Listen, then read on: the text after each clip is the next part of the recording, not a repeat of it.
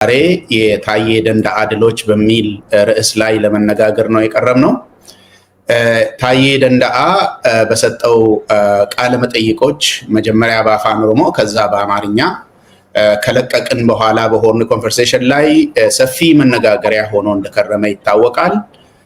በአገር ውስጥም ከሀገር ውጭም ያሉ የሚዲያ አውታሮች፣ የፖለቲካ ሰዎች በዚህ ቃለ ምልልስ ላይ እና አንድምታው ላይ ሲነጋገሩ እንደከረሙ የሚታወቅ ነው። ይሄ ኢንተርቪው መጀመሪያ የተለቀቀው ከሆርን ኮንቨርሴሽን እንደሆነ የሚታወቅ ነው። ስለዚህ ዛሬ ያንን ቃለ መጠይቅ በተመለከተ የታዬ ደንደዓ ድሎች በሚል ርዕስ ለመነጋገር ቀርበናል። መጀመሪያ የታዬ ደንደዓ ነገር አስፈላጊነቶች የሚል ጉዳይ ላይ ነው የምናወራው። ከዛ በኋላ የታዬ ስብዕና ግዝፈት የሚል ሀሳብ እናነሳለን። በመቀጠል ታዬ የገለጣቸው እውነቶች ምንድን ናቸው የሚሉ ጉዳዮችን እናነሳና መጨረሻ ላይ ታዬ የሰነዘራቸው ማሳሰቢያዎች ወይ ደግሞ የመፍትሄ ሀሳቦች እንዳሉ ይታወቃል። እዛ ላይ ነው የምንነጋገረው። ተከታተሉን ብለን እንጋብዛቸዋለን። በድጋሚ በእነዚህ ጉዳዮች ላይ ከኔ ጋር ቀርቦ የሚናገረው ባልደረባዬ ዶክተር ምልኬሳ ሚደጋ ነው። ምልኬሳ እንደምን ከረምክ? እንኳን ተገናኘን። እንደምን አለ ኢታና? እንኳን ደህና ቆየኝ። መልካም። በቀጥታ ወደ መጀመሪያው ክፍል እንሂድ እስኪ። እንግዲህ አንተም እንደምታውቀው በተለይ በአማርኛ ከዛም በሌላ ቋንቋዎች የታዬ ደንደዓ ነገር በስፋት ሲወራ ነበረ። ለምንድን ነው እስኪ የታዬ ደንደዓ ቃለ መጠይቆች እንደዚህ አነጋጋሪ የሆኑት ብለህ ነው የምታስበው? እዛ ላይ እናውራ እስኪ። መጀመሪያ አስፈላጊነቱ ምንድን ነው? ለምን ይሄን ያክል ጫና ሊፈጥር ቻለ? በዓለም ዙሪያ በኢትዮጵያ ጉዳይ ላይ በእንግሊዝኛ ቋንቋ ሳይቀር አርቲክሎች ሲጻፉ ነበረ በዚህ ጉዳይ ላይ እና ምንድን ነው ለምንድን ነው ይሄን ያክል አስፈላጊ የሆነበት ምክንያት? እስኪ ከዛን ጀምር። እሺ፣ አመሰግናለሁ።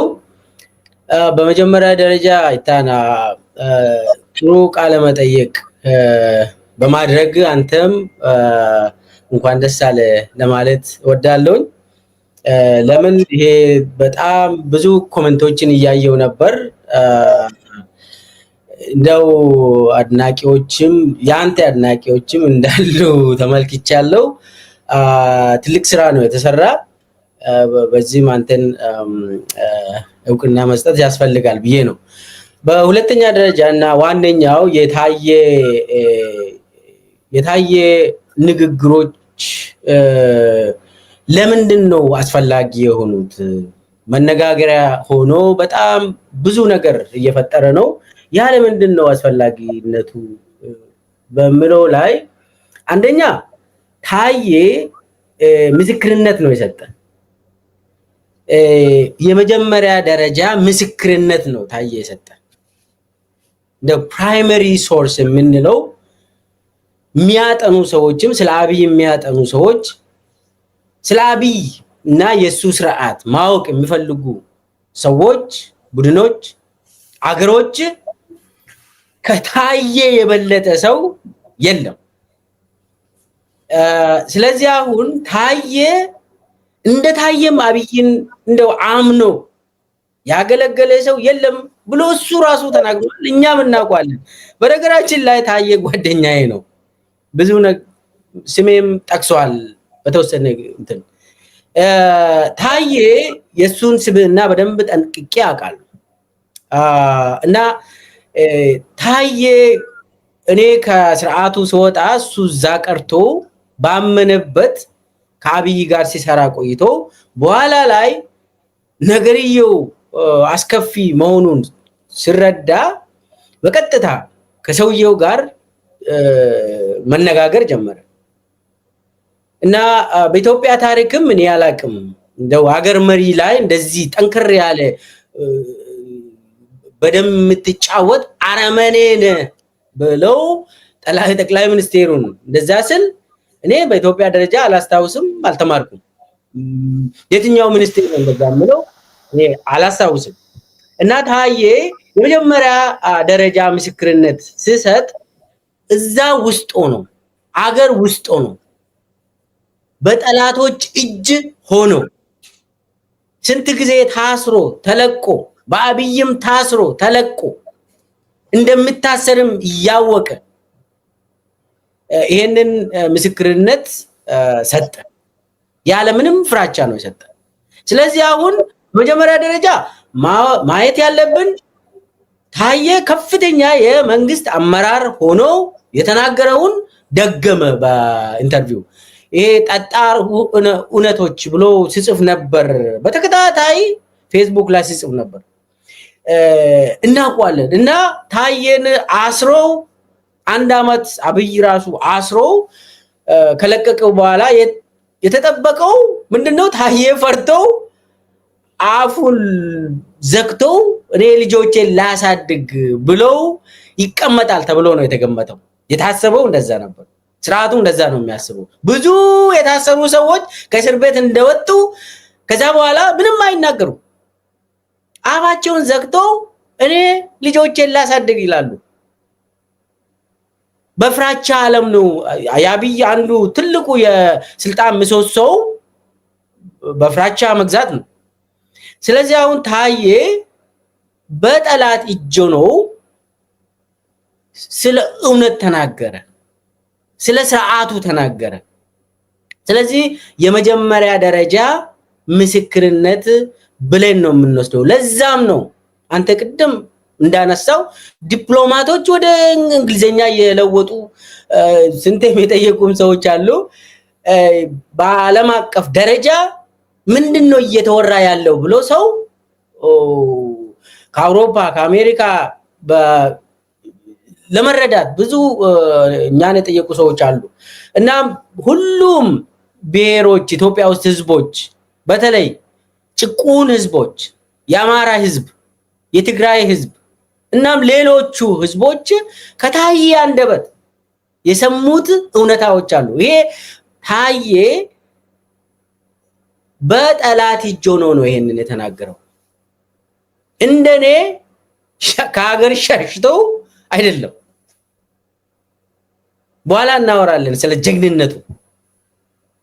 እና ታየ የተናገረው በጠላት እጅ ሆኖ እውነትን ለእውነት መቆሙ እናም የመጀመሪያ ደረጃ ፕራይመሪ ሶርስ በመሆኑ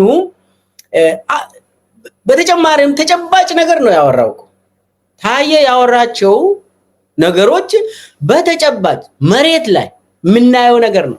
አዲስ ማለት እንደዚህ ደፋር ሰው ኢትዮጵያ ውስጥ የለም እንደዚህ ለመናገር። ነገር ግን ታየ ደፍሮ መሬት ላይ የምናየው አዲስ አበባ ውስጥ የሚካሄደውን የስርዓቱ ወንጀሎችን፣ በኦሮሚያ ውስጥ የሚካሄደውን ወንጀሎችን፣ በአማራ ክልል የሚካሄደውን ወንጀሎችን፣ በትግራይ ላይ የተካሄደውን ወንጀል ከታየ አንደበት መስማታችን ነው አስፈላጊ የሚያደርገው። እና ታየ ያወራው የተናገረው ምስክርነት የሰጠው ተጨባጭ ነገር ነው። የሚካድ ነገር አይደለም። ዝም ብለ የሆነ በዚህ ብለ እንትን መካድ አይቻልም። እኔ መጨረሻ ላይ መነሳ ታየ ለምንድን ነው አስፈላጊ የሚሆነው የሱ ኢንተርቪው የሱ ንግግሮች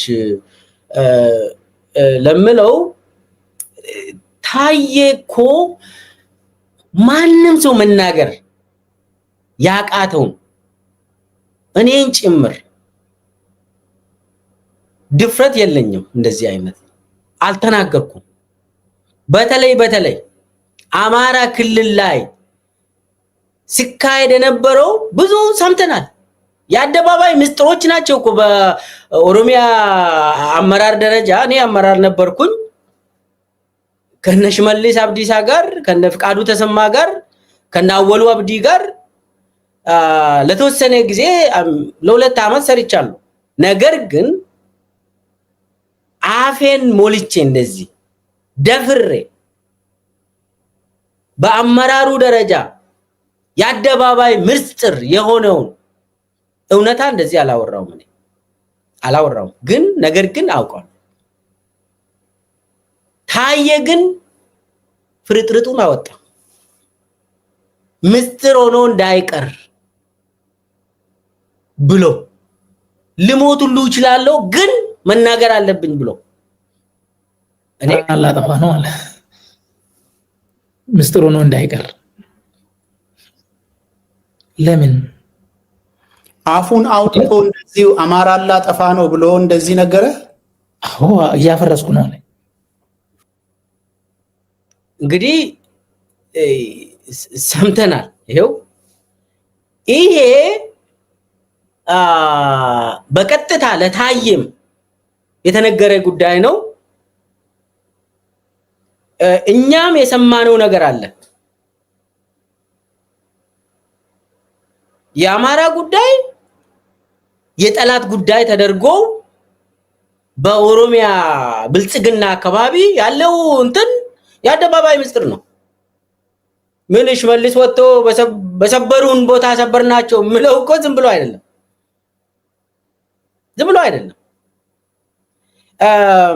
እኔ አንድ ሁለት በተለይ አማራ ላጠፋ ነው ብሎ ቀጥታ ለታየ አብይ የተናገረው ጉዳይ ላይ የሚጨምረው ነገር አለኝ።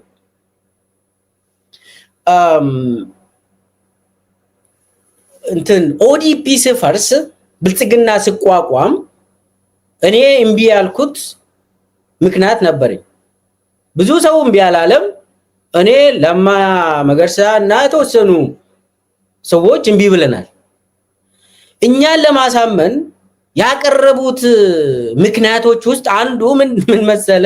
ፍቃዱ ተሰማ ነበር ጥናት ብሎ የብልጽግና መመስረቻ ጥናት ብሎ ለኦዲፒ ማዕከላዊ ኮሚቴ ያቀረበው። ያ ጥናት የቀረበው በቤተ መንግስት ነበር፣ አብይ ያለበት። ጥናቱ ላይ አንዱ ምክንያት የተዘረዘሩ ምክንያቶች ኦዲፒ መፍረስ አለበት፣ ብልጽግና መመስረት አለበት ብሎ ጥናቱን ሲያቀርቡ አንዱ ምክንያት ብሔርን መሰረት ያደረገ ፓርቲ ለሙስና ተጋላጭ ነው ይላል። ስለዚህ የብሔር ላይ የተመሰረተውን ፓርቲ ስናፈርስ ሙስና ከኢትዮጵያ ምድር ይጠፋል አሉ። ይሄ ቆንጆ እንትን ነው። ግን ከዛ በኋላ እንደው በኢህአዴግ ወይ በህወሓት ጊዜ የነበረው ሙስናና በአብይ ዘመን ያለው ሙስና እኔ እስከማውቀው ድረስ ጓደኛዬ አሁን ኢትዮጵያ አዲስ አበባ ውስጥ የሚገኝ በአንድ አመት ውስጥ ቢሊየነር የሆነ አለ ጓደኛዬ። እንደው ሎተሪ ወጥቶለት ነው። አረ ምን ሎተሪ አለ? ግማሹ ከህወሓት ነው የዘረፍ ነው ብሎ የተለያዩ ካምፓኒዎችን ወስደው ቢሊየነር ሆኖ አዲስ አበባ ላይ ያሉ ጓደኛ ያሉ። እንደው ህወሓት አዲስ አበባ ከገባ በኋላ የተወሰነ 5 ወይ 10 አመት ሊፈጅበት ይችላል እንደው ቢሊየነር ለመሆን። አንዱ እሱ ምን ለማለት ነው? ብሔር ላይ የተመሰረተ ፓርቲ የሙስና ምንጭ ነው ሲባል ኦኬ ብልጽግና ተመሰረተ፣ ሙስናው የት ገባ? በኋላ የምናወራ ጉዳይ ነው የሚሆነው። ታየም ያለው ነገር አለ እዚህ ላይ። ሁለተኛው ነጥብ ተብሎ የመጣ ፍቃዱ ተሰማ ያወራው እኛ ኦዲፒዎች አማራ ክልልን እንዴት ነው የምንገዛ አለ። ለአማራ ክልል አዴፓን ከነነፍሱ ከተውን አዴፓ ካልፈረሰ ብአዴን ካልፈረሰ እንዴት ነው አማራ ክልልን የምንገዛ? አስቡ ውስጥ የኦዲፒዎች ብሎ ተናግሯል። ቆይ እስኪ ምልከዛ አሁን እናንተ ገና ኦዲፒ አላፈረሳችሁም፣ ኦዲፒ ልታፈርሱ ነው የተሰበሰባችሁት አይደለም? አዎ። ሄዶ አማራን የመግዛት ጉዳይ ምን አመጣ? እዛ ጋር ምንድን ነው ኢንተንሽኑ? ብልጽግናን የምንመሰርተው ሌሎቹ ብሔር ላይ የተመሰረቱ ፓርቲዎች ኦዲፒም ይፍረስ ቢያደን ወይ አዴፓም ይፍረስ፣ ከዛ በኋላ ብልጽግና ነው የሚመሰረተው። ይሄ ብልጽግና የሚያስፈልገን አማራ ክልል መግዣ መሳሪያ እንዲሆንልን ነው። አይገባችሁም እንዴ ተባል። ምን ሞኝ ናችሁ ተባል። አስብ። እኔ ያልኩት ኦዲፒ በዚህ ሰዓት መፍረስ የለበትም ነው ያልኩት። የብልጽግና መመስረቻ ዋናው ስልጣንን ሰብስቦ በአንድ ሰው እጅ ስለሚያስገባ ያ ሰውየው ደግሞ አብይ አህመድ ስለሚባል ከአማራ ክልልም ከኦሮሚያም ከደቡብም ከሶማሌም ከአፋርም ከሁሉም ቦታ ኤክሰፕት ትግራይ፣ ያው ትግራይ ህወሓት እምቢ ስላለ እሱ ራሱን ችሎ ነው የቆየው። ሌላው ከሌላው ሰብስበ በአንድ ሰው እጅ ስታስረክብ ይሄ ለኢትዮጵያ አይሆንም ብዬ ነው እኔ የሚያስበው። ለኢትዮጵያ ዲሰንትራላይዝድ የሆነ የፓርቲ ሲስተም ነው የሚያስፈልገው ብዬ ነው እኔ የሚያስበው የሚያምነው። ለዛም ነው እኔ የሙስና ስጠየፍ የኖርኩ ሙስና ላይ ነው ስንታገል የነበረው እና እነሱ ያመጡት ሁለተኛ ምክንያት ብሎ ያቀረቡት ብልጽግና የሚያስፈልገን አማራ ክልልን እንዴት ነው የምንገዛ ነው የተባለው። ስለዚህ ሌላ ጊዜም ስለ አንዳንድ የአማራ ክልል አመራሮች ለኔም የተናገረ አለ። ለምሳሌ ስለ ዮሐንስ ቦያለው አቶ ዮሐንስ ቦያለው እኔ ከብልጽግና ስመሰርቱ እዛው ነበርኩኝ። ኦዲፒ ሲያፈርሱ አዳማ ላይ አልተካፈልኩም። እኔ ስብሰባውን ረግጬ ወጣው። ከዛ በኋላ አብይ ጠርቶኝ ገምግሞኝ ነበር። በዛን ጊዜ 2 ሰዓት የ2 ሰዓት ኮንቨርሴሽን ነበረን ከአብይ ጋር። እዛ ውስጥ የሆነች ነገር ልናገር። አንድ ዛ አማራ ክልል አማራ ምል ሰውዬ አለ ዮሐንስ ቦያለው የሚባል ይለኛል አብይ።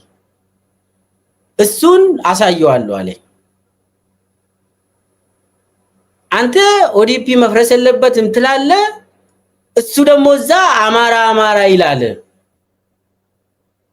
እና አሳየዋለሁ አለ። እንግዲህ እቺ ነገር ለኔም ነች ብዬ ወስጃለሁ በዛ ሰዓት እና ሌሎችም ነገሮች አሉ። ብዙ እዛ ውስጥ አልገባም። ሌላ ጊዜ በሰፊው ማውራት እንችላለን።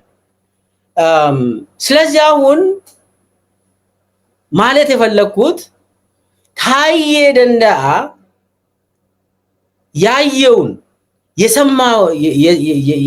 የሰማውን ያለ ምንም ሞትን ሁሉ አሸንፎ ነው የተናገረው። እኛ መናገር ያቃተን አፋችን የሆነ ነገር ተሸብቦ የነበረውን ጉዳይ አውጥቶ ለህዝቡ ተናገረ። በተለይ በአማራ ጉዳይ እሱ ባይዞ የአማራ ጥላቻ አብይ ለአማራ ጥላቻ ያለው እንትን ዲፕ ነው፣ በጣም ዲፕ ነው። አንድ ጊዜ ዳንኤል ክብረት ምንድነው የሚሰራ ቤተመንግስት ተብሎ አንዱ የኦዲፒ ማዕከላዊ ኮሚቴ ሲጠይቅ ዳንኤል ክብረት ዲያቆን ነው፣ ምንድነው የሚሰራ ቤተመንግስት? በየዞኖቹ ስብሰባ ስናካሄድ የህዝብ ጥያቄ ዳንኤል ክብረት የሚባል ዲያቆን ምን ይሰራል ይባላል። ምንድነው መልስን ስጠን አብይ ምን እንበል ብሎ አንድ የኦዲፒ ማዕከላዊ ኮሚቴ ሲጠይቅ አብይ ምን ብሎ ይመልሳል? የሰውየውን ስም አላነሳም። ይሁን እከለ ያለ ዳንኤል ክብረት እየሰራልኝ ያለ የኔ የምስጥር ጓደኛዬ ነው።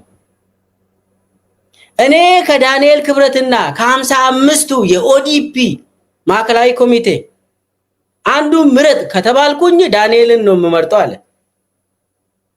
55ታችን አንድ ላይ ተጨፍልቀን የዳንኤል ክብረት እንኳን ያክል አንሆንም። እዛው ተነገረን። ምንድነው ምክንያቱ? በሱን ተጠቅሜ ነው አማራን እየገዛው ያለሁት። እሱ ባይኖረኝ አማራን አላቅም እኔ አለ።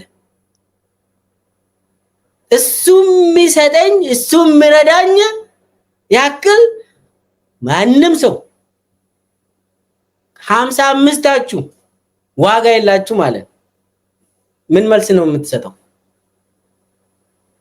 ይሄ ኦዲፒ ያለ ነው ባይዘው ብልጽግና ሳይመሰረት በፊት ነው።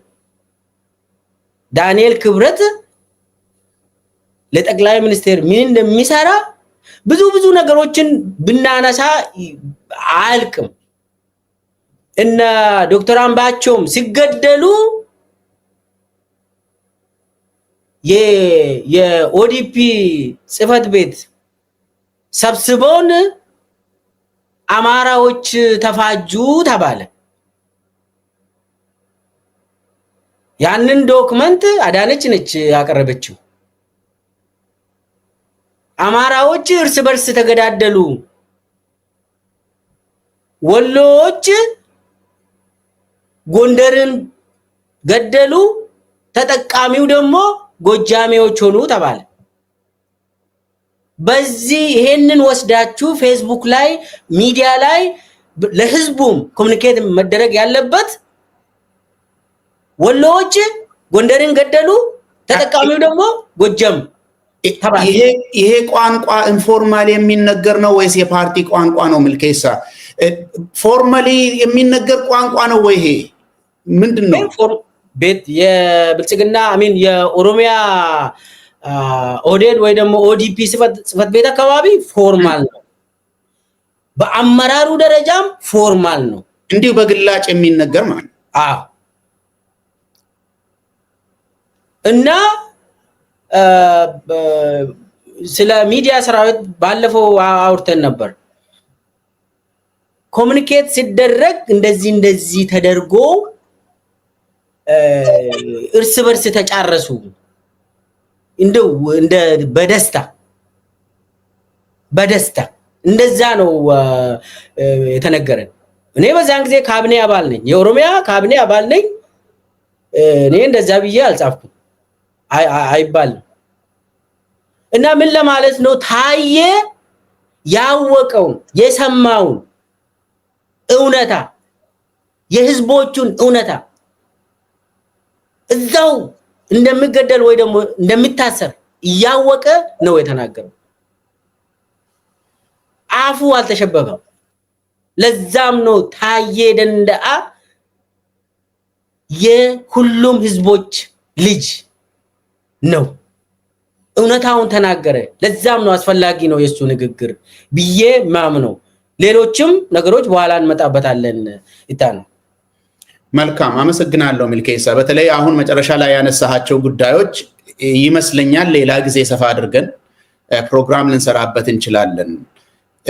ይሄ እንደዚህ ብላችሁ ዘመቻ በሳይበር ዘመቻ ውጡና ለጥፉ አብራሩ የሚባል ነገር እንደምታውቀው የሆነን ነገር ለመሸፈን ነው እንጂ ዝም ተብሎ አይደለም። ምክንያቱም የሚታወቅ የማይሸፈን ነገር ከሌለ ሂዱና እንደዚህ ዘመቻ ውጡ አይባልም።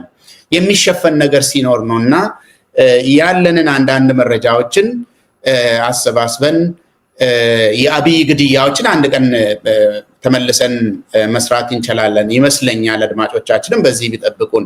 አብይ አህመድ ያደረጋቸው ትላልቅ ግድያዎችን በተመለከተ አንዳንድ ነገር ማለት እንችላለን ማለት ነው። ቀላል ነገር ስላልሆነ ተጨራረሱ እከሌን ገደለ የዚህ እንደው በአፍ ሲነገር ራሱ በጣም የሚያሳፍር ነገር ነው እና አመራሩ ከላይ ማን እንደሆነ የሚያሳይ ገላጭ ነገር ነው የሚመስለኝ። እስኪ ይሄንን እዚህ ላይ እንገታውና ወደ ታዬ ንግግሮች እንመለስ። እንግዲህ መጀመሪያ ስትጀምር አንዱ የታዬ ንግግሮች አስፈላጊነት አቅሙ የመጀመሪያ ደረጃ ምንጭ መሆኑ ነው ብለሃል። ትክክል ነው። ምንም አይነት ጥያቄ የሚያስነሳ ነገር አለ? ምንም ሙሉ ለሙሉ የምስማማበት ነገር ነው።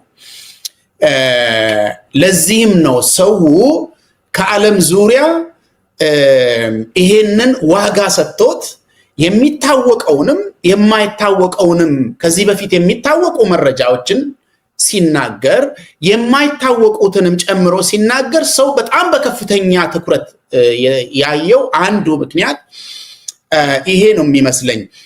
ከዛ በተጨማሪ ደግሞ ይሄ ያው በአገዛዙ ቁንጮ በአብይ አህመድ ራሱ የስርዓቱ ባለቤት በሆነው ሰውዬ ምን ነገሩም አንድ አስፈላጊነቱን የጨመረ ነገር ነው የሚመስለኝ። ሌላው በጣም ወሳኝ ነገር ታዬ የተናገራቸው ነገሮች ገና የሚታዩ ነገሮች አሉ። ገና እንደዚህ ያድርግ ይሆን እንደ ይሄ ሰውዬ በእውነት የሚያስብል ገና ሰው ጠብቆ የሚያየው ነገር አለ። እየታዩ ያሉ ነገሮች ናቸው። ለምሳሌ አማራን እያፈራረስኩ ነው፣ አማራን እጨርሳለሁ አለኝ ሲል ገና የሚታይ ነገር አይደለም። በድሮን ሄዶ አርሶ አደርን ቤቱ ውስጥ የሚደፋ ሰውዬ ነው። ይህንን ነው አገሪቷ እየተመለከተች ያለችው። ይህንን በአማራ ክልል በኦሮሚያ የለመደውን በትግራይ በስፋት ያደረገውን አማራ ክልልም ሄዶ አርሶ አደሮችን ቤታቸው ውስጥ ሰዎች ሰላማዊ ሰዎች በተሰበሰቡበት ቦታ በድሮን ቦምብ እያዘነበ እየገደለ ያለበት ሁኔታ ነው ያለው። ስለዚህ እውነቱን ነው እንደ የሚያስብል ነገር አይደለም ማለት ነው። አንዱ የታየ ነገር ከእውነትነቱ ባሻገር ተጨባጭ ሆኖ እየታየ መሆኑም አንድ አስፈላጊ ነገር ነው የሚመስለኝ። ከዛ ውጪ በአገሪቷ ውስጥ እየታዩ ያሉ ዋና ዋና ችግሮች ለምሳሌ ከግድያ ጋር የተያያዘ ከእስር ጋር በተያያዘ አገሪቷን የገጠማት የሰላም መደፍረስ ምንጩ ከዚህ ቦታ ነው፣ እኔ በአይኔ አይቻለሁ፣ በጆሮዬ ሰምቻለሁ ብሎ ታዬ መናገሩ። አሁን ከዚህ በፊት ላለፉት 7 ዓመታት የሆነውን ነገር አይተን የዚህ ጉዳይ ባለቤት አብይ አህመድ ራሱ እንደሆነ ስንናገር ነው ይቀር። አብይ ራሱ እንደሆነ ለምሳሌ ኦሮሚያ ውስጥ የከረዩ አባገዳዎችን ከቦ የረሸነው የአብይ አመራር ነው። ታዬም እዛን ጊዜ ይሄ ነገር ሲፈጸምም አድርጎታል፣ ተናግሮታል። እዛን ጊዜም ተናግሯል። በተለያየ ቦታ ሰዎች ሲገደሉ ለምሳሌ አማራ ክልል ውስጥ አንድ ጊዜ ከምግብ ቤት ሰዎች ወጥተው ምግብ የሚመገቡ ስራ ላይ የዋሉ ዜጎች ውጡ ተብሎ በወታደር እንዳለ ከሬስቶራንት ሰው ወደ ውጪ ወጥቶ የምትሞቱበትን መንገድ ምረጡ ተብሎ እንደተረሸኑ የሚታወቅ ነገር አንዳንድ ምሳሌ ብቻ ለማንሳት ብዬ ነው። አሁን እንደዚህ አይነት ግድያዎች ከየት ነው የሚመጡት? ለምንድን ነው እንዲህ የሚደረጉ ሲባል አንዳንድ ሰዎች አይ ገና ስላልተረጋጋ የመዋቅሩ መፍረክረክ ነው፣ እዛ ውስጥ የተሰገሰጉ አንዳንድ ሰላምን የማይመኙ ሰዎች አሉ። በተለይ ከብልጽግና መንደር ምንም ሀፍረት ሳይሰማቸው የሰውን ሞት የሰውን ህይወት እንደዚህ ነው የሚያብራሩት። ለምን እከሌ ተገደለ እንዴት ተገደለ ሲባል ማለት ልኮ የሚያስገድል ባለቤት እንዳለው በመመሪያ እንደሚገደል ሰው ታዬ ይሄንን ገልጧል። አንዱ ዋናው ጉዳይ ይሄ ነው። ለምሳሌ ኦሮሚያ ውስጥ የተሰጠው መመሪያ የሸኔን ቤተሰብ እሰሩ ተብሎ መመሪያ ሲሰጥ እዛው ነበርኳል። ተመልከት። አሁን ሸኔ የሚሉት እነሱ የኦሮሞ ነጻነት ሰራዊት ነው። ሸኔን ከያዛችሁ እሰሩ አይደለም፣ ቤተሰብን እሰሩ ነው። ታዬ በስፋት እንዳብራራው እናት፣ አባት፣ ወንድም፣ እህት ካስፈለገም ቤተ ዘመድ እሰሩ። ሸኔን እሰሩ ማለት ደግሞ ኦሮሚያ ውስጥ ባለፈው 7 ዓመት ምን እንደሆነ በተጨባጭ የታየ ጉዳይ ነው። ከእስር እያወጡ ሲገሉ ነው የከረሙት። ሰዎች ገለው መንገድ ላይ ሬሳ ሲጥሉ፣ ሬሳ ማንሳት ችግር ሆኖ ሰው ሬሳ ለማንሳት ልመና እንደሚሄድ ኦሮሚያ ውስጥ በምዕራብና በምስራቅ ጉጂ፣ በምዕራብ ወለጋ፣ ምስራቅ ወለጋ፣ ቀሌም ወለጋ፣ ሆሮ ጉድሩ ወለጋ፣ ምዕራብ ሸዋ፣ ሰሜን ሸዋ በተለያዩ ቦታዎች የሰው ልጅ መንገድ ላይ ሬሳው ተጥሎ በልመና ነበር፣ በሽምግልና ነበር ቢነሳ። እስር ማለት ይሄ ነው። ሌላው በመመሪያ መልክ ሲተላለፍ ታዬ ሰማው ያለና የተናገረው እንደ ምሳሌ ለማንሳት ነው። ሸኔን ስትገሉ ለምን ታስጨዋላችሁ? ለምን እያመጣችሁ ትለጥፋላችሁ? ድምፃችሁን አጥፍታችሁ ለምን አትገሉ? ድምፃችሁን አጥፍታችሁ ግድሉ የሚል ልብ አድርጉ። ይሄ መመሪያ ከአብይ የሚሰጥ መመሪያ እሱ ባለበት ነው ፍቃዱ ተሰማ የተናገረ ይሄንን። ስለዚህ እነኚህ ጉዳዮች ናቸው ማስረጃ ህዝቡ በሚያቀው ጉዳይ ላይ ህዝቡ በሚያቀው ችግር ላይ የመጀመሪያ ደረጃ ማስረጃ ታዬ መስጠቱ የንግግሩን ዋጋ ከፍ ያደረገው ነው የሚመስለኝ። አማራን አጠፋለሁ ሲል ምን ማለቱ እንደሆነ፣ ኦሮሞን አፈርሳለሁ ሲል ምን ማለቱ እንደሆነ ይህንን ተናገረ። የሃጫሉ ግድያን በተመለከተ የተናገራቸው ነገሮች አሉ። ኦሮሞን በውስጡ አፈርሳለሁ ከሌሎች ብሔሮች ጋርም አጋጫለሁ የሚል ኦሮሞን በውስጡ ማጋጨትና ማፍረስ፣ ኦሮሞን ከአማራ ጋር ማጋጨት፣ አማራን ከትግራይ ጋር ማጋጨት፣ እነኚህ ነገሮችም ገና የሚታዩ ነገሮች አይደሉም። ታዬ የገለጣቸው እንደ ፖሊሲ የተቀመጡ የአገዛዝ ፖሊሲዎች እንደሆኑ ነው ታዬ ነገር የመጀመሪያ ደረጃ ምስክርነት ነው የሰጠው።